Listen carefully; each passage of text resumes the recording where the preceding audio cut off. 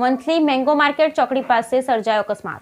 Monthly mango market ચોકડી નજીક સર્જાયો અકસ્માત. કાર અને બોલેરો વચ્ચે ધડાકાભેર સર્જાયો અકસ્માત. બોલેરો ચાલકે સ્ટીયરિંગ પરથી કાબુ ગુમાવતા બની ઘટના. અકસ્માતને પગલે થોડીવાર માટે ટ્રાફિક જામના દ્રશ્યો સર્જાયા. સમગ્ર બનાવમાં સદનસીબે જાનહાનિ ટળી. બ્યુરો રિપોર્ટ રહીમ કારાવાત, વંથલી.